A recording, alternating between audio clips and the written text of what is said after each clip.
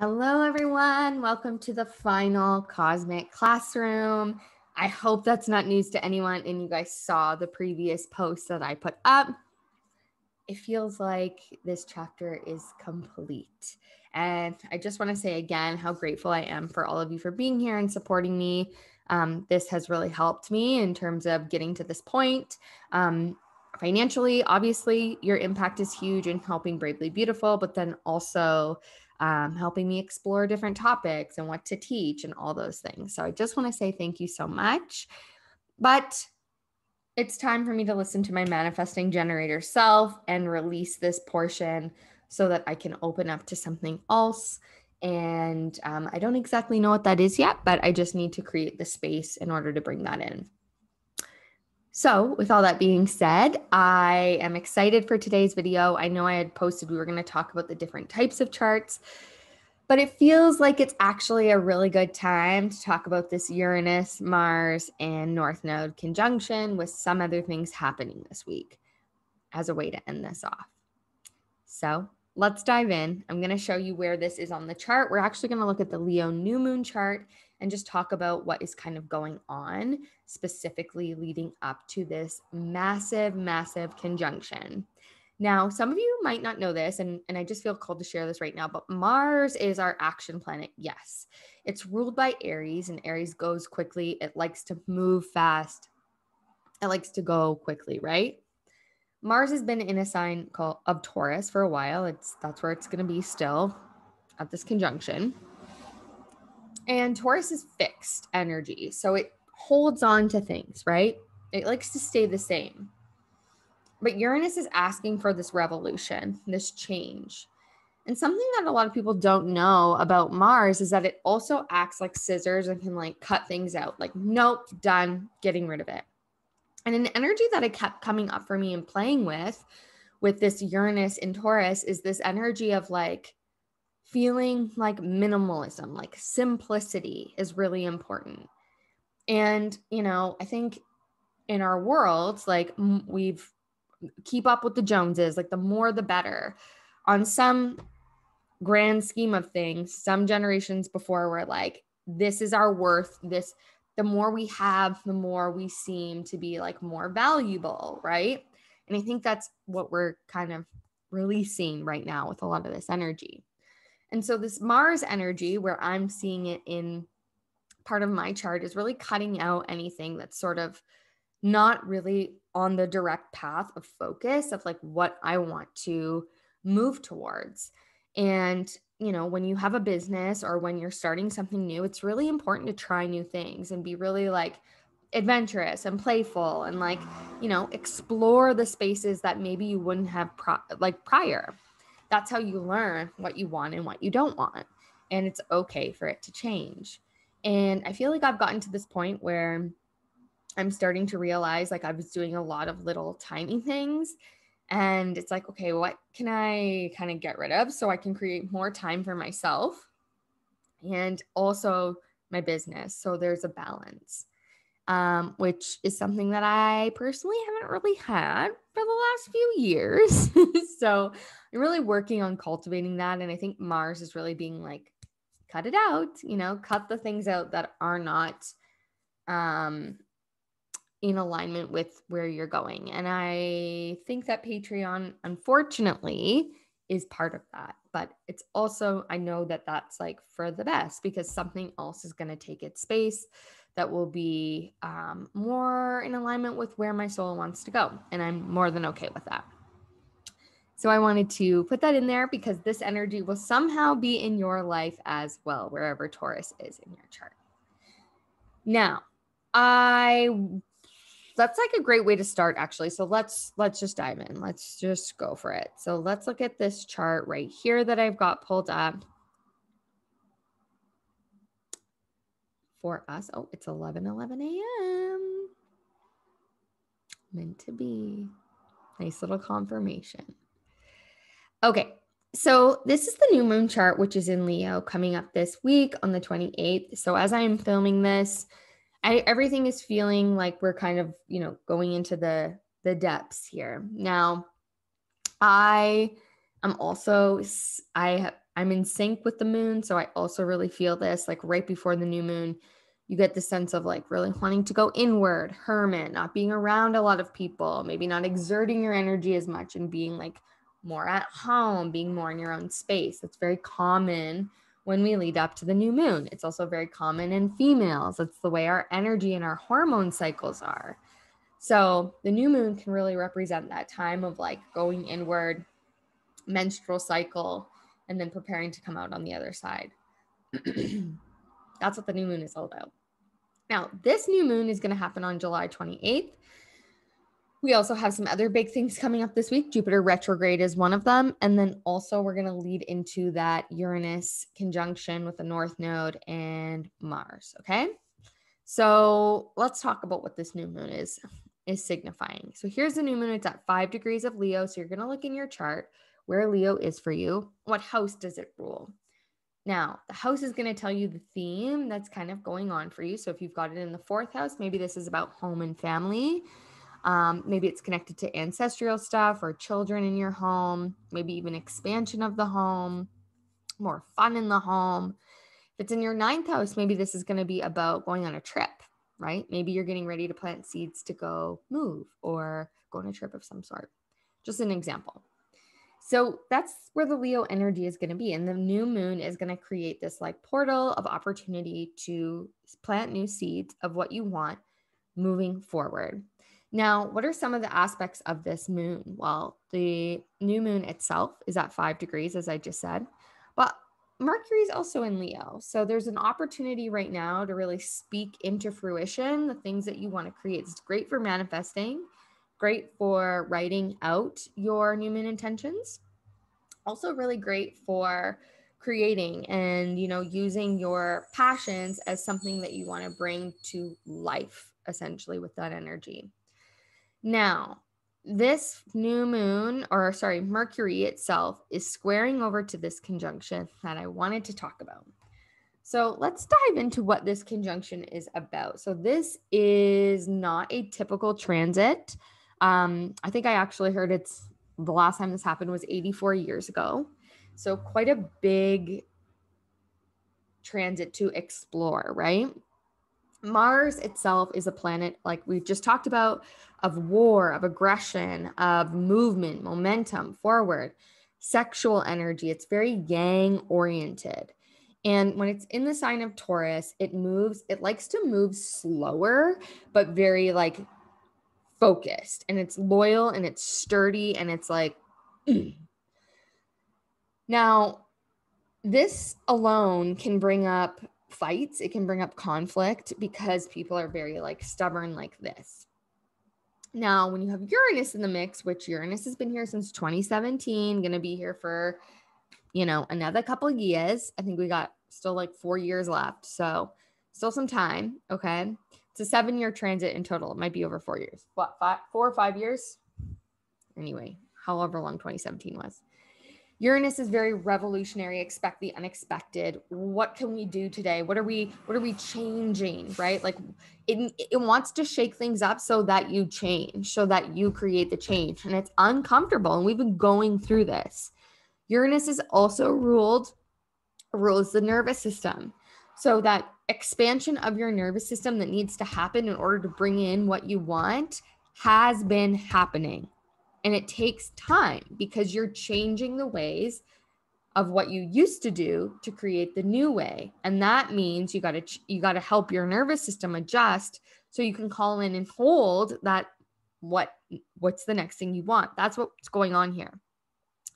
Now, the North Node being in Taurus, obviously we've been dealing with this, I've talked about this before, is really about momentum and moving towards our collective destiny. So moving towards an energy that we aren't necessarily comfortable with. So things that have to do with sustainability, things that have to do with the environment, things that have to do with natural resources, abundance, food, our actual physical earth, right? Our material goods and possessions. That's Taurus. Again, it's simplicity with Uranus here. We know that Taurus tends to like more like luxury things. Like there's this thing with Taurus. It's like, oh, like I'm going to buy myself that. Like, that's nice, But with Uranus here, it's like, minimalism. Minimalism, we're going to make it a little bit quirky. We're going to change things up. And also we know that Taurus rules our values. And so what values are changing? Well, we're going to look towards what Uranus values are. Authenticity, technology, uniqueness, freedom is a big one. And so all of our values are changing to be more progressive with Uranus, which in tandem is changing our system and structure. Okay, that's what's happening. Now, this is a shift of fate, of destiny, because the North Node's involved. It's also a clear-cut direction of like, I'm done with this, I'm moving this way. Quitting jobs is huge right now. Leaving things behind, moving, literally being like, I'm done, I'm done, I need to create something new. That is this energy. And Uranus is the one that's basically like, I threw pebbles at you to listen and you were not listening, so I'm going to throw a rock at you. And if you don't get the point, it's going to be very uncomfortable. We are going to probably see this in terms of our collective. In fact, I've already seen some things coming up around our news where this violence is taking place. That's very Mars energy. Uranus is like, whoa, where did that come from? And the North Node is like, this is about your future. So what the frig are you doing? You know, Jupiter's been in Aries. It's been giving us an opportunity to expand and take a leap. And if we haven't done that, Uranus is going to go, joke's on you. Here you go. So that's that energy. It can be very uncomfortable, but Uranus can also bring breakthroughs, revolution of yes, like here we go. Like, let's get the ball rolling. Is it always going to be comfortable? Absolutely not. But it can bring through a breakthrough of this is what I needed, like a happy sort of mistake in a sense. So that's that. Now, the square that's happening from Mercury over to this area is really connected to feeling this sense of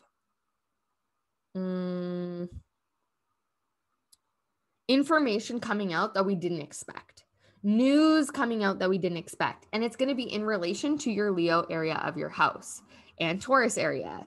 So again, if you have Leo in the 5th house and Taurus in the 2nd, perhaps that has to do with like a creative opportunity that brings you finances. Okay. Hearing information about something in this area. Look and see where that dynamic is for you.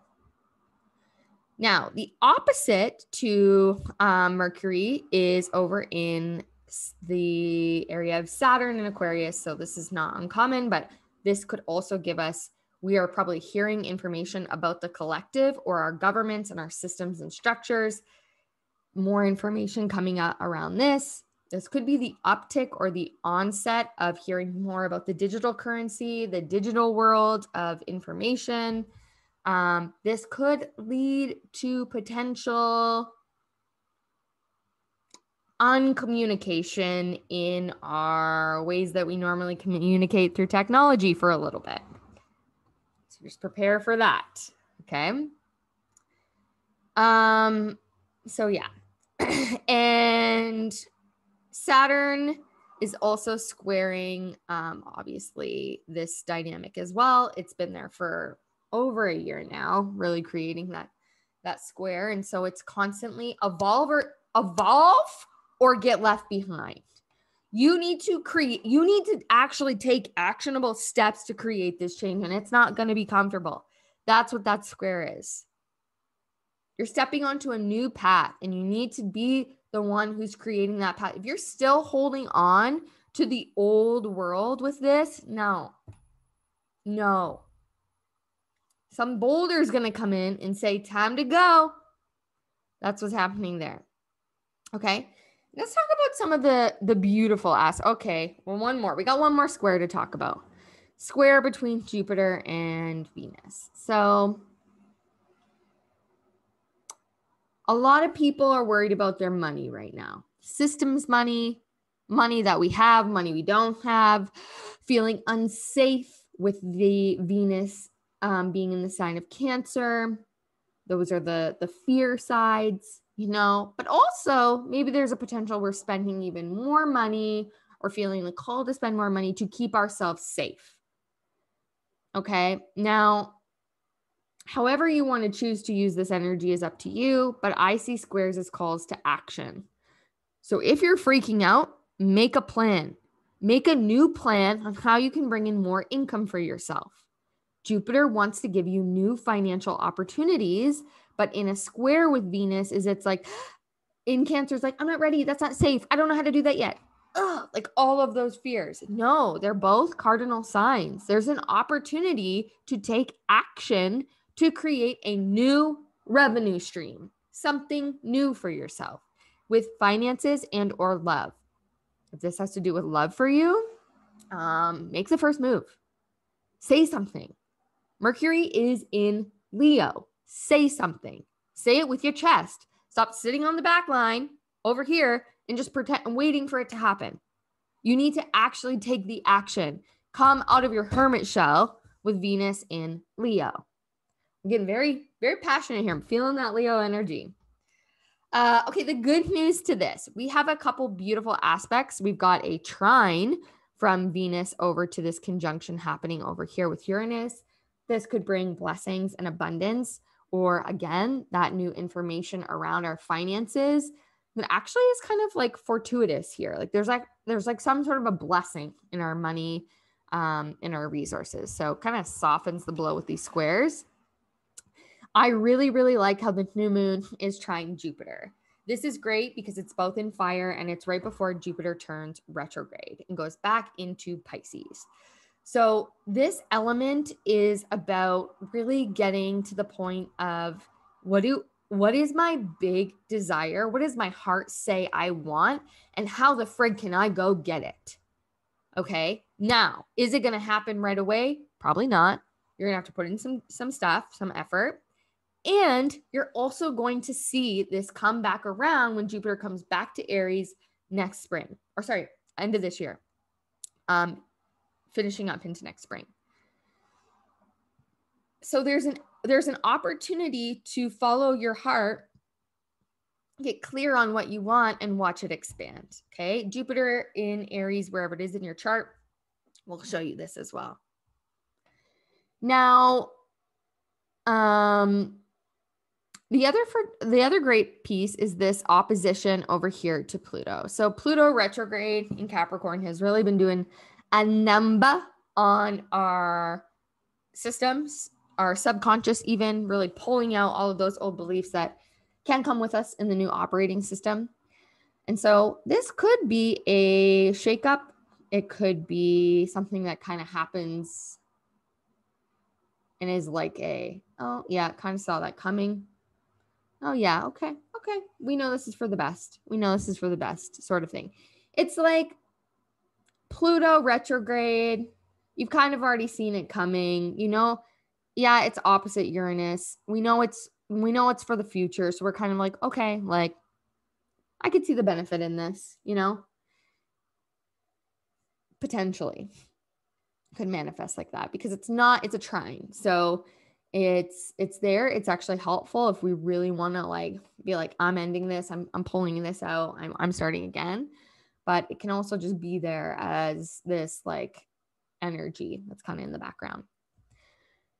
That's the new moon. And this conjunction itself is going to carry us through until the 31st. And now, if you remember, I also said Jupiter is going to go retrograde end of this week. And so what's going to happen is Jupiter is going to go back, work its way backwards into Pisces. So it'll go back into that Pisces area, which Jupiter in Pisces isn't bad at all. And when Jupiter is retrograde, it's also not bad. You're getting an opportunity to revise your lessons around your belief systems, around your finances, about your relationship to abundance. Are you in lack or are you in an abundance mindset? What is your philosophy about life? Those are the things that come up with Jupiter retrograde. If you're born with a Jupiter retrograde in your chart like me, sometimes what happens is there's like this is home energy to you. So you might notice more abundance come through that you've really been working on cultivating the belief so that you can hold it during that time. So That's what I have to say on that this week. I feel good about ending it there. I feel like this is a really great sort of ending phase of this Patreon group. I have loved, as I said at the beginning of this, sharing this information with all of you, and I will continue to, just probably over more on Instagram and just at random times. But overall, I hope that you guys have an amazing week. This conjunction is asking you, what are you letting go of? What are you ready to change and innovate and call in and revolutionize in your life? And how can you use this new moon to really go for what your heart wants? Okay, I'm going to wrap it up there, but sending you all so much love. Thank you for being here on this journey with me. And I will see you when I see you.